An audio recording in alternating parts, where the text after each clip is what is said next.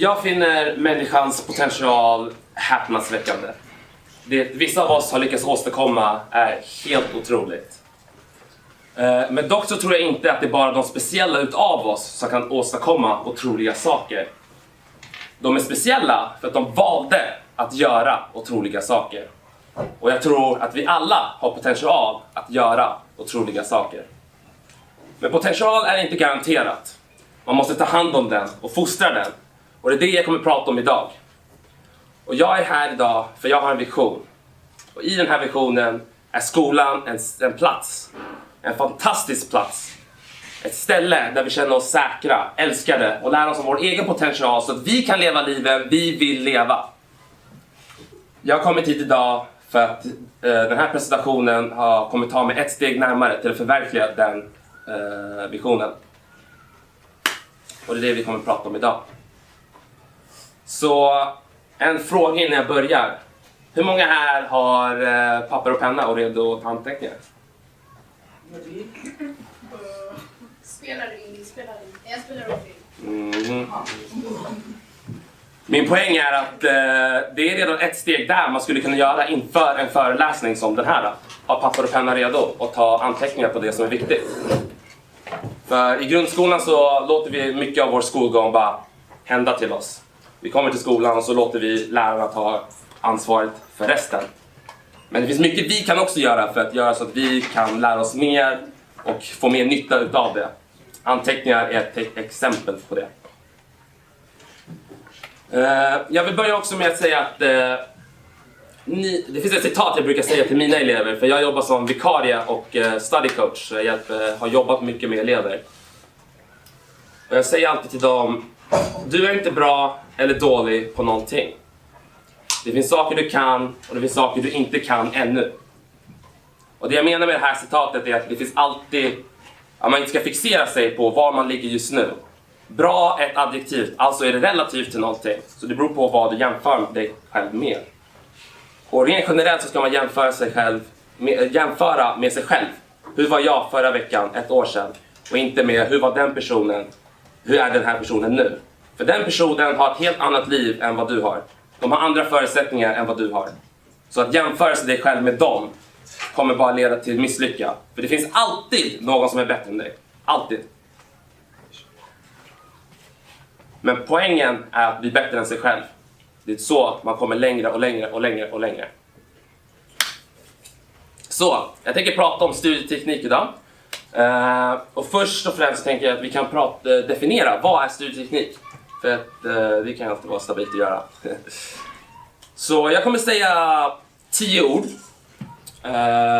Och jag vill att ni kommer ihåg alla orden. Och i vilken ordning de kommer i. Okej? Himmel, gräs, svart, golv, platta, hår, mun, stol. Vi kan ta projektor, vi kan ta fönster och sen näsduk. Vad var det sjätte ordet? Är det någon som kan?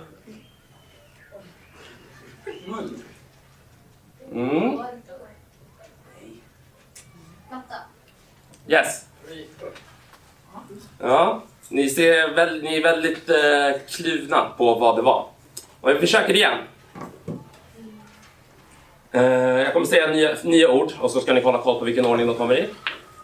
Den här meningen är mycket lättare att hålla koll på för att orden kommer i en logisk ordning. Vad var det sjätte ordet? Lättare. Vad vill du säga? Några andra förslag? Nej. Poängen är att den förhoppningsvis var den andra sekvensen av ord mycket lättare att hålla koll på. För att de kom i en mening istället för bara slumpmässiga ord. Och det är det här studieteknik gör för er. Istället för att ni ska behöva komma ihåg någonting svårt så kan ni komma ihåg mycket fler ord fast det är ändå lättare. Och det är på det här sättet man kan spara mycket tid. För om man använder rätt studietekniker, istället för att behöva plugga 1 timme varje dag, så kan man plugga en halvtimme och åstadkomma lika mycket. Och då kan du plugga 1 timme också och åstadkomma dubbelt så mycket. Så det finns 3 tekniker jag tänker dela med mig om här idag. Och den första är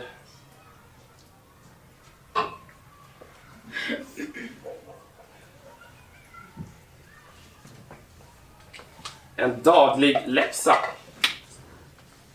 Så för att lära sig en ny färdighet eller kunskap, då är det väldigt viktigt med repetition. Att göra någonting varje dag. Och i skolan så kan det vara väldigt mycket så att vi har spanska på tisdag och fredag, och då pratar vi bara spanska på tisdag och fredag. Men om man vill, till exempel när ni lärde er svenska, då var det mycket mer av en daglig läxa, mycket daglig övning ni gjorde. Ni pratar svenska varje dag. Och det är då små barn är väldigt bra på att lära sig nya språk, för att de gör det varje dag.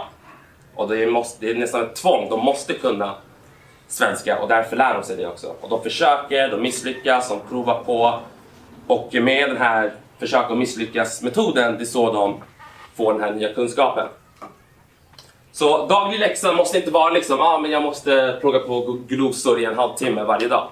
Det kan räcka med att du har 10 nya ord du vill lära dig. Och så tittar du igenom dem i 2-3 minuter varje dag. Det är att titta igenom glosorna 2-3 minuter varje dag är bättre än att kolla igenom dem i 1 timme på lördag eller söndag. För att varje gång vi lägger oss så är det så att vår hjärna skapar minnen. Och då tittar den igenom den dagen vi har haft och kastar bort det som inte är viktigt och sparar det som är viktigt. Och det som hjärnan kommer titta på väldigt mycket är att, har jag sett det här innan?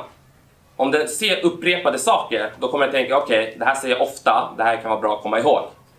Och det är därför en daglig läxa funkar så effektivt. Även om det är bara i 5 minuter eller 10 eller ännu mindre än så.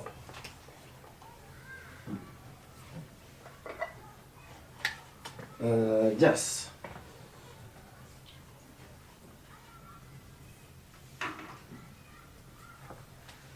Fokus är mitt andra studieteknik. Och då menar jag med det är att vara fokuserade när ni väl pluggar eller när ni väl har lektion. För det är så mycket tid, jag har varit som vikarie och jag ser det är så mycket tid och produktivitet som försvinner av att elever gör annat samtidigt. Under lektionstid, de får ett sms och kollar de på smset och svarar lite snabbt och sen lägger undan mobilen. Momentum är när vi bygger upp till exempel en hastighet. Liksom, man börjar springa. Man börjar inte springa på toppfart direkt, man har en liten period då man accelererar. Och vårt prestationsförmåga funkar på samma sätt. Att vi måste ha en period, 5, 10, 20 minuter, det beror på vem du är som person och vad du gör. Då har vi den här accelerationsperioden.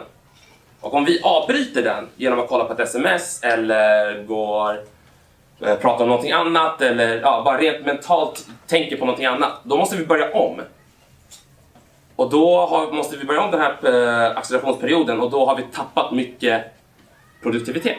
Istället om vi bara var fokuserade i en hel halvtimme eller 20 minuter eller en kvart och sen tar vi en 5 minuters paus och gör det andra som vi måste göra och sen kommer tillbaka och har den här kvarten, 20 minuter, en halvtimme då vi sitter och jobbar.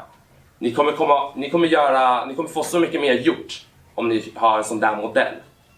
Istället för att ni försöker göra 2 saker samtidigt. För jag kan göra 2 saker samtidigt. Det är lite av en myt. Du byter mellan de här 2 aktiviteterna hela tiden. Och då kommer du alltid tappa din momentum när du byter.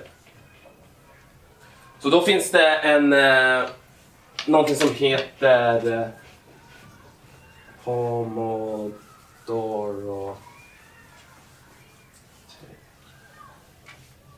teknik. Pomodoro-teknik. Är någon här som vet vad Pomodoro betyder? Yes. Ja, på vilket språk? Italienska. Exakt. Pomodoro betyder tomat på italienska. Och teknik är teknik. Så historien bakom det här är att det var en person som hade en köksklocka som liknade en tomat. Och han skulle dra upp den till 25 minuter och så lämnade han den på bordet. Och under de här 25 minuterna skulle han ha 100% fokus på det han skulle göra. Vare sig det var att han skulle plugga eller städa eller vad det nu än kan vara. Och när den där klockan ringde, då var det 5 minuters obligatorisk rast. Han fick inte plugga, städa eller göra det han höll på med under de där 5 minuterna. Så det var ett cykel.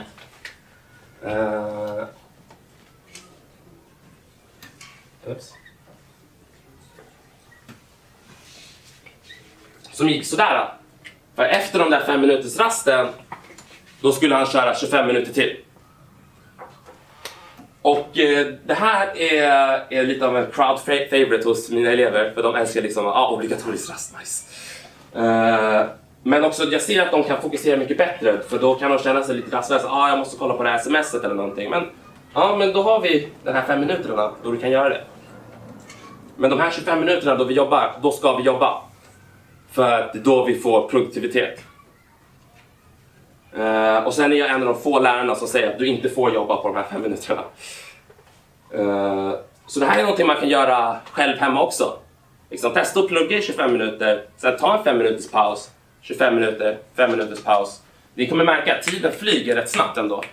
För att de här 5 minuterna känns väldigt starkt när man har jobbat i 25 minuter. Och det är också hjärnan en möjlighet att tänka på annat och slappna av lite. Yes. Och min sista är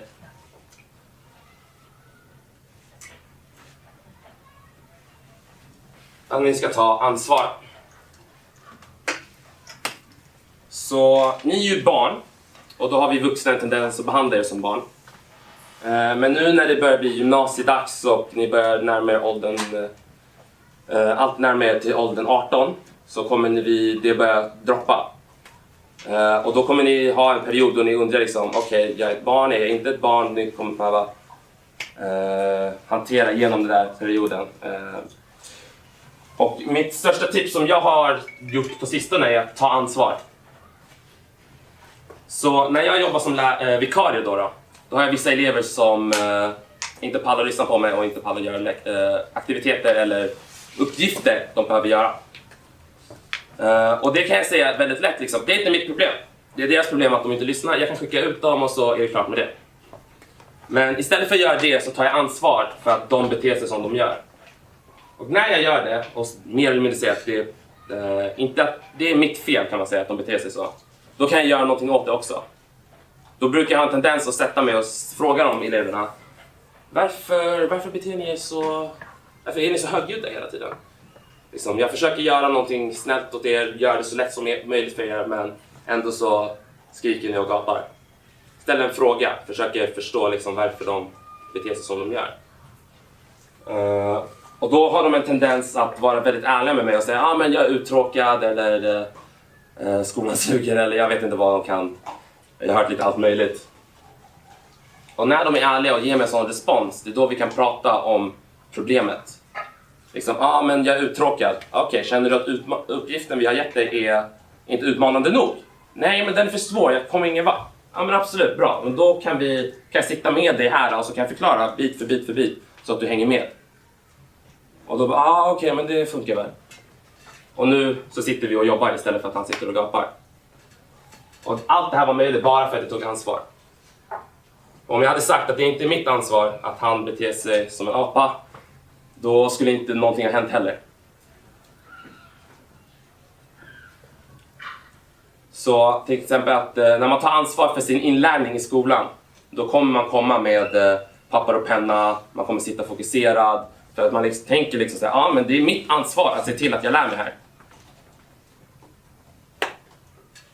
Och man kommer väldigt långt när man tar ansvar för sitt eget liv. Sen kanske man tar ansvar för lite för mycket, vilket är ett problem jag har stött på lite grann. Men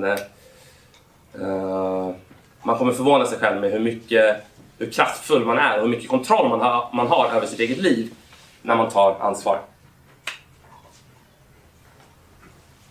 Så det här är mina 3 tips nu när ni ska gå till gymnasiet, eller är det bara 9 år här eller? Nej, det är 8 år också. Eller ni som ska till gymnasiet eller egentligen inte i skolan bara. Liksom, när ni vill lära er ett nytt språk, ett instrument eller vad det nu än är, en sport. Allt det här applicerar på det också. Som vi säger att du vill lära dig fotboll, liksom, daglig läxa. Men idag ska jag... det betyder mer eller mindre att du ska sparka en boll i 5-10 minuter varje dag.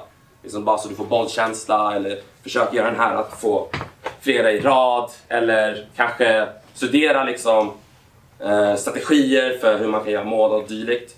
Fokus när du gör den här läxan eller spelar fotboll, då ska du spela fotboll och inte hålla på med mobilen eller annat. Och sen ta ansvar liksom, men du kanske känner att ditt lag suger. Och då tar du ansvar för det. Då frågar du dig själv, hur kan jag göra det här laget bättre? Men jag känner Målisen, han räddar inte tillräckligt med många mål. Då kan du gå till Målisen och säga liksom, men vet du vad, jag såg en video på YouTube som liksom förklarar hur man kan rädda fler mål. Och så tittar han på det och så blir han bättre. För att du tog ansvar.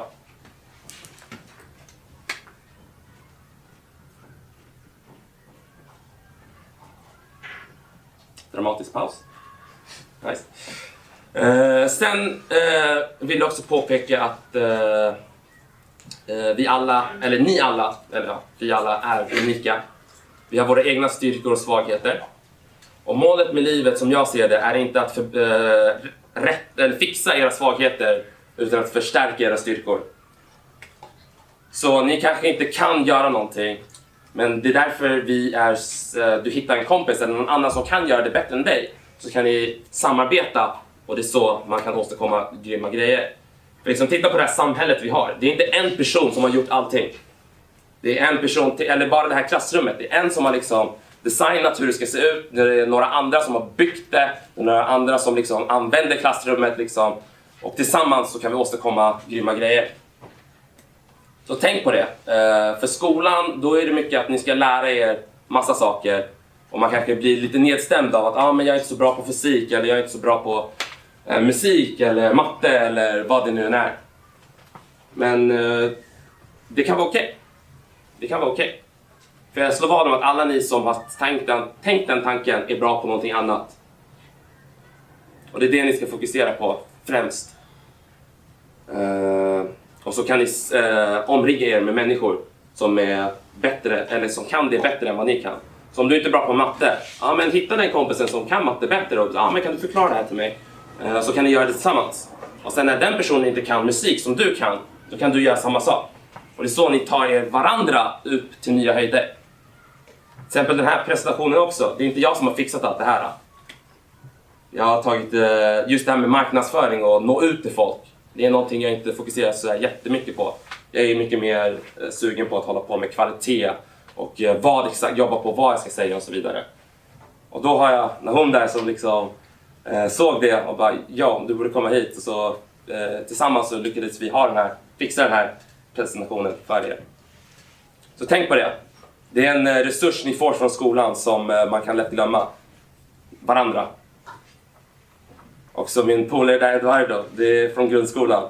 Och han har hjälpt mig och jag har hjälpt honom på mer sätt som vi kommer aldrig kunna rabbla upp på en dag. Och det är allt jag har att säga. Tack så mycket.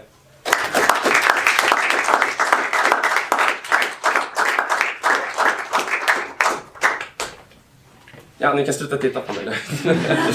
Nej, jag tänker att du har ju... Just det. Det var slutet på presentationen. Men jag tänkte ha också en så här AMA, Ask Me Anything session då ni kan fråga mig specifika saker om till exempel hur man, någonting ni har på hjärtat helt enkelt. Sen är det också problemet att folk inte vågar fråga heller. Men ifall det är någonting som ni kommer att tänka på så har ni chans nu att fråga det, så kan jag hjälpa er så bäst jag kan. Vad fick du att börja med studieteknik då? Börja med studieteknik? Det var den här att jag kom på, eller märkte, att jag sparar så mycket tid. Jag kan få så mycket mer utav livet genom att jobba med studieteknik. Och det känner jag liksom, om inte jag hade jobbat med studieteknik och blivit bättre på det, skulle inte jag stå här idag. Eller jag kanske skulle stå här om 1 år eller 2 år. Men det är det som är grejen med studieteknik. Allting går så mycket snabbare. Till exempel sömn är en av mina favoritstudietekniker. Ja, sömn är studieteknik, guys. Och det sömn gör är att du har mer energi, så du orkar göra mer grejer. Du har bättre minne för att det är under sömnen som vår hjärna skapar minnen. Men om du sover inte lika bra kvalitet på din sömn, då kommer din hjärna inte kunna spara lika mycket heller. Och det är därför det kan vara jobbigt liksom, att man behöver liksom, istället för att liksom, läsa på varje dag eller behöva läsa på en hel vecka innan jag kommer ihåg glosorna. Om jag sover ordentligt så kan jag komma ihåg glosorna efter 3 dagar. Och sen, du är faktiskt smartare också när du sover ordentligt. För det är sömn som gör att våra neuronerna i hjärnan, det är de här grejerna som... vet ni vad neuroner är? Ja, men din hjärna arbetar snabbare liksom. Det är som att ha en snabbare dator liksom, så att när man sover ordentligt. Och när man har en snabbare dator, då är allting mycket lättare. Och plus, du har mer energi till att orka med grejer. Så allting bara staplar på varandra. Och det är det som är så underbart med studieteknik. Jag hoppas det var svar på din fråga. Yes. Några andra? Vad drömmer du om att se i skolan? Förändringar i skolan? Om du skulle ha makt eller om du skulle kunna ha auktoritet att göra förändring? Vad är dina topp 3 eller topp 5 som du skulle vilja ändra? Oh boy, okej. Jag ska försöka... Alltså det här kan jag prata om i en hel dag. Men jag ska försöka sammanfatta det så gott som möjligt. För att ni vill säkert gå hem också någon gång idag. Och då är det så att jag fokuserar väldigt mycket på ledarskap. En lärare är en ledarroll. Så det är vårt ansvar att leda er till nya höjder. Och jag vill gärna se att fler lärare tar det ansvaret och gör det på ett effektivare sätt. Till exempel så finns det sårbarhet. Sårbarhet är inte att man går runt och gråter hela tiden. Sårbarhet är att man vågar säga jag gjorde ett fel. Jag vet inte hur man gör det här. Kan jag få hjälp? Kan någon hjälpa mig? Det är sårbarhet, för du erkänner till dig själv och andra att du inte är kapabel. Liksom, du kan inte göra någonting. Och det är sårbart att erkänna det. Och därför vi har en tendens att inte vilja göra det. Och jag skulle jättegärna vilja se i klassrum rent generellt att mer sårbarhet är normen. Så att elever som inte vet att de inte kan någonting eller inte förstod någonting, för du vet, vanligtvis i så här föreläsningar säger men bla bla bla bla bla. Är det några frågor? Och jag vet att alla har säkert någon fråga de kan fråga, men de väljer att inte säga det. För tänk om det är dumt eller de här kanske precis sa det och jag missade det. Då kommer jag se ut som en idiot eller vad man ska säga.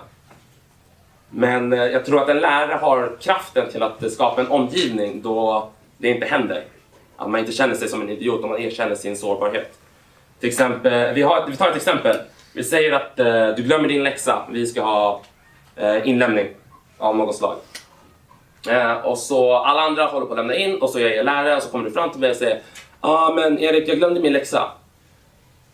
Och då kan jag säga liksom så här, aha, jag glömde min läxa. Okej. Karin, du ligger lite före, eller hur? Kan du och David gå ut i klassrummet och gå igenom läxan så att han hänger med på föreläsningen som vi kommer ta alldeles strax. För om inte David kan föreläsningen så kommer om han inte har gjort läxan kommer han inte förstå föreläsningen. Så Karin säger okej, de går ut och så går de igenom läxan och sen efter när de kommer in igen efter lektionen så kan jag gå igenom föreläsningen bara för de två. Nu har någonting positivt hänt för att David sa att jag inte gjort min läxa. Han fick den hjälpen han behövde. Istället för att jag skulle liksom säga, varför har du inte gjort läxan? Vad är fel på det? Eller någonting sånt där. Det skapar väldigt negativa känslor. Och när vi får en negativ förstärkning, alltså någonting negativt händer av att vi gör någonting, så undviker vi det beteendet. Och det skulle jag gärna se att det är mer sårbarhet i klassrummet. Sen är det också... Nej, det får räcka faktiskt. Yes. Några kanske tänker så här, hur ska man kunna vad är bästa sättet, liksom bästa studietekniken ifall man måste studera något ämne man inte ens är intresserad av. Det finns ett ämne man till exempel matte är säkert många som är så här: wow, det här är jättetråkigt. Fast man vill ändå ha bra betyg. Vad är bästa sättet att kunna effektivisera sin studie i sådana situationer? Absolut. Då är mitt generella råd: gör det så lätt som möjligt och så roligt som möjligt. Och då, vad kan man göra för att göra det så lätt som möjligt, så roligt som möjligt för sig själv? Ja, du har förhoppningsvis någon kompis som är bra på matte. Du kan be dem att lära ut det till dig. Umgänge är rent generellt roligare än att bara sitta själv och inte fatta någonting. Så då kan de sitta där och förklara det för dig. Då kommer det bara direkt gå mycket bättre och vara roligare samtidigt. Och då har du också någon annan som är där som kan peppa dig liksom så här, jag orkar inte. Men då kan den personen, men jo, kolla här. Du förstår, om du tar upphöjt till 2, då blir det sådär, och sen om du tar upphöjt till 3 så blir det så här. Så du är så nära på att förstå det. När man har någon annan som tror på en, då har man en tendens att prestera mycket mer. Och det är därför jag menar med att utnyttja varandra. För att om ni kan vara tillsammans liksom också, 2 personer som inte kan matte eller inte så bra på matte och vill få bra betyg, ni kan peppa varandra. För det är mycket lättare att peppa varandra än att peppa sig själv.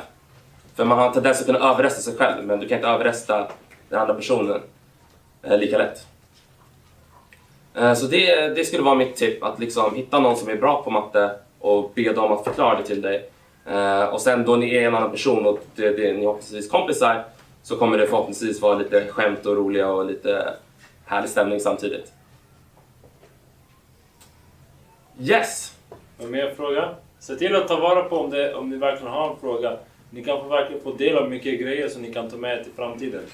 Det är en investering som lever kvar i er, som vi verkligen kan ta med. Och vad händer alltid med en investering? Den växer alltid. Du får alltid någonting ut av din investering, kunna använda den i framtiden. Så om det är någon fråga så ställ den nu. Ingen fråga är dum, ingen fråga är mindre bra, utan allting det är bra för oss andra att lyssna också. Det är någon som vill ställa någon sista fråga. Ingen? Okej, vet ni vad? Vi har det där längst ner. Om att ha en läxa Ja. imorgon, men inte kunnat träna på den just nu. Finns det ett sätt att lära sig det? Lära sig det på sista minuten? Ja, det där är ju standard för allihopa. Jag känner igen mig väldigt mycket känner igen mig mycket i det där. Om du är bra på studieteknik, då kommer du lära dig det du behöver kunna mycket snabbare än om du inte kunde studieteknik. Liksom, om du har sovit och ätit och är glad, då kommer du lära dig det du behöver lära dig mycket snabbare än om du var trött, hungrig eller ledsen. Så det är bara just det här med att ta hand om sig själv också. För att genom att sova så har du bättre förutsättningar bara rakt av att göra allting. Äter du ordentligt, då är du inte hungrig, då har du energi i kroppen. Allting kommer gå mycket bättre. Är du glad, då har man tendens att titta på det positiva av saker och liksom så här, och kommer inte ge upp lika snabbt. Så sista minuten plugget. Ja, det finns ingen sån här meditera i 5 minuter så kan du alltid. Yes. Vad är det jobbigaste och roligaste i gymnasiet? Vilket gymnasium är roligaste och jobbigaste? Det är typ i gymnasiet. Vad är det jobbigaste? Jaha, okej. Intressant fråga. Jag tror det roligaste med gymnasiet är att man får inrikta sig. Till exempel i grundskolan så får inte du välja vilka ämnen du läser. Men i gymnasiet, till exempel om du gillar musik eller teater eller programmering eller tv-spel eller vad det nu än är, så kan du inrikta dig i det. Och så kan du komma mycket närmare. Till exempel när jag gick i gymnasiet, då hade jag en uppgift då jag faktiskt fick spela på lektionstid, för det var en del av uppgiften. För jag skulle ta bilder på platserna jag besökte i spelet, sen skulle jag göra en video av det. Så det var fett ball tyckte jag, för jag älskar att spela. Så om du gillar fysik liksom, då och du inriktar dig i fysik, då kommer ni kunna göra fysikgrejer liksom. Det jobbigaste, vad skulle det vara?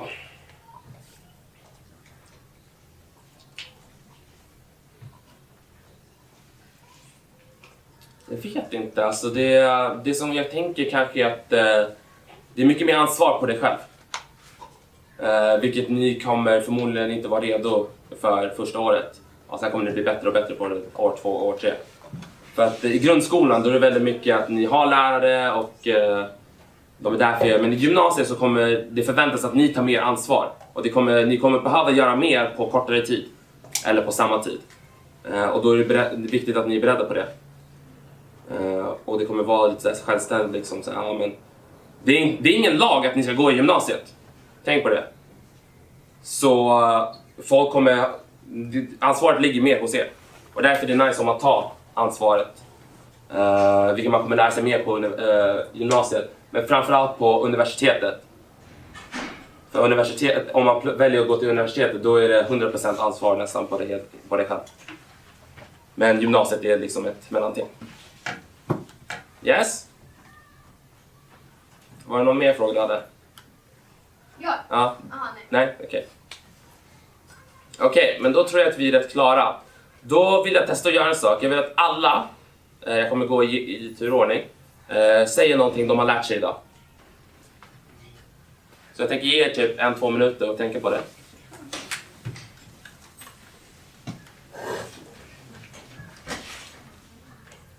Eller, ja, vi kan ändra frågan. Vad är det bästa jag har lärt mig idag? Liksom, vad är min favoritgrej?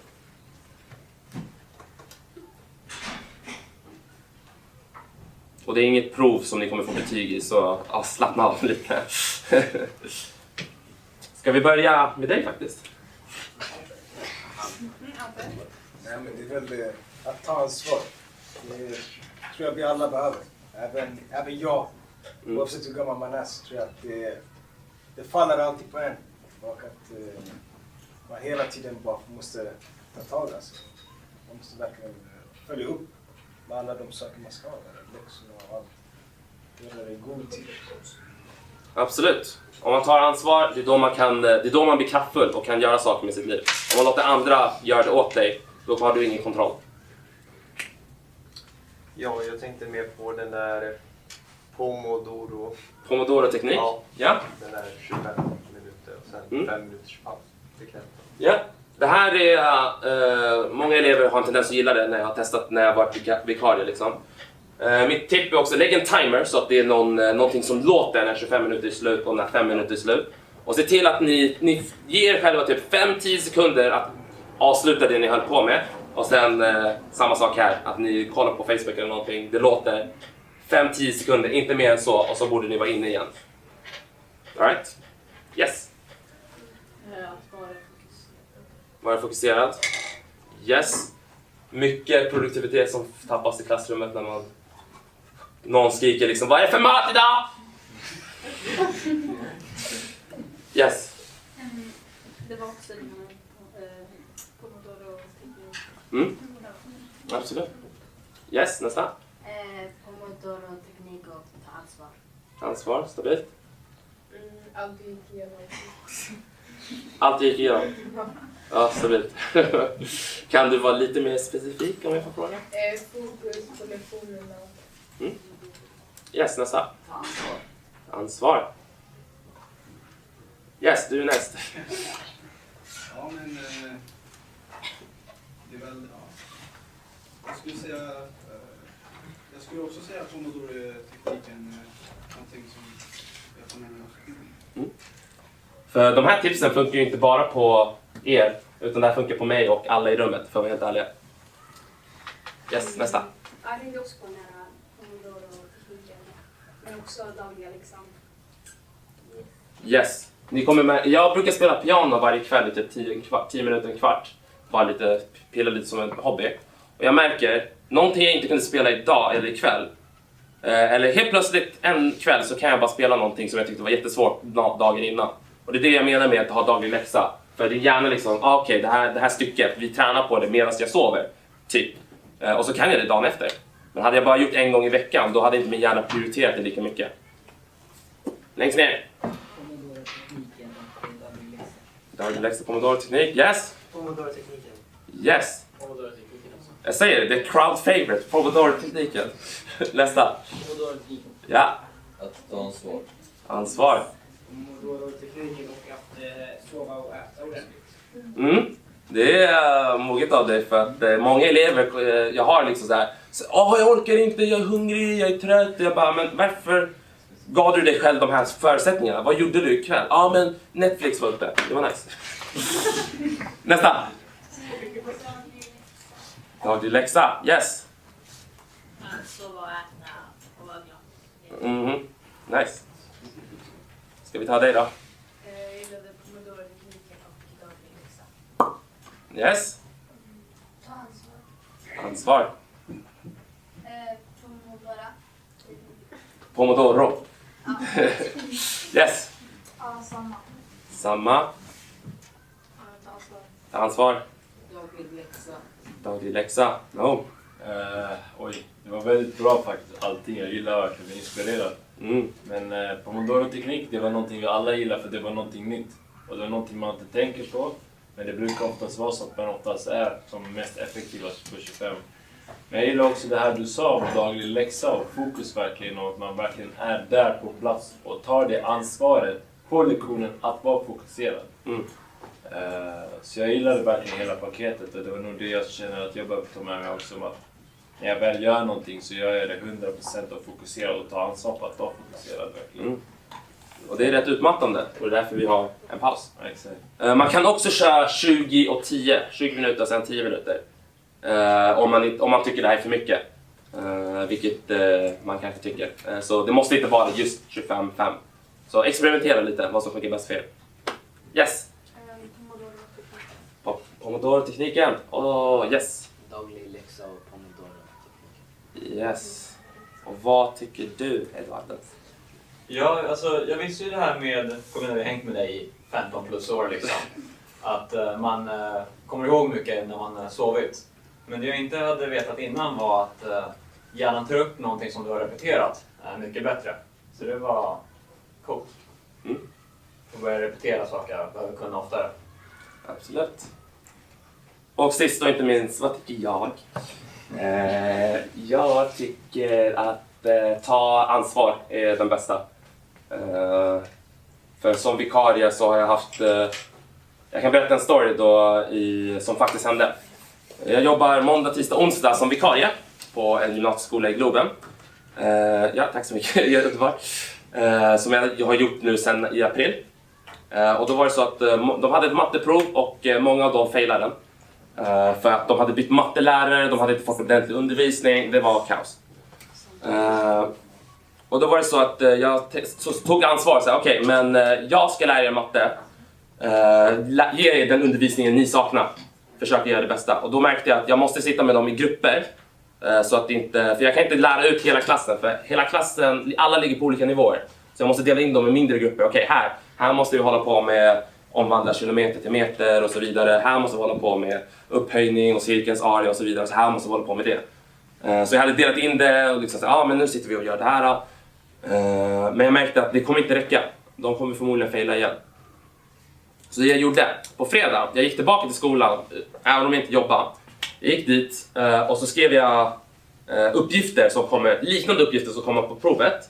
Och så skrev jag för hand liksom så här löser jag den. Först tar jag basen gånger höjden, sen tar jag det här, sen omvandlar jag centimeter till decimeter och sen tar jag minus det här. Så de kunde följa steg för steg. Under helgen hade jag tänkt, så att jag printar ut och ger pappret till dem innan de går hem. Och vissa såg då bara, vad gulligt det är. Och det tyckte jag också.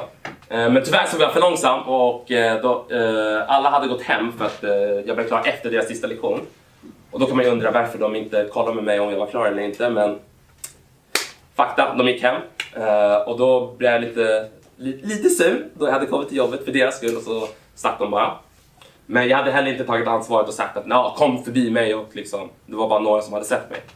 Men jag gav ändå inte upp för att vi har ni så här typ Schoolsoft eller? Ja. Vi har också en sån Schoolsoft-grej. Och där stod deras privata mail. Så jag tog papperna jag hade skrivit för hand, skannade in det på datorn och så skickade de här papperna digitalt till dem privat på mailen. Så de kunde träna under helgen. Och jag hoppade och alla fick det. Och måndagen när de såg mig så var de väldigt tacksamma att jag hade gjort det. För jag tror att när jag testade dem på måndagen, det verkade som att alla kunde mycket bättre vad det de behövde kunna. Så jag tror att de flesta fick ett E åtminstone på det provet på grund av att jag tog ansvaret för deras undervisning. Det står ingenting i mitt jobb som säger att jag måste komma in på en fredag gratis och göra det här för dem. Men jag tog det ansvaret för jag ville se dem lyckas. Och det är så jag kunde göra så att de lyckades också. Right, då är vi klara.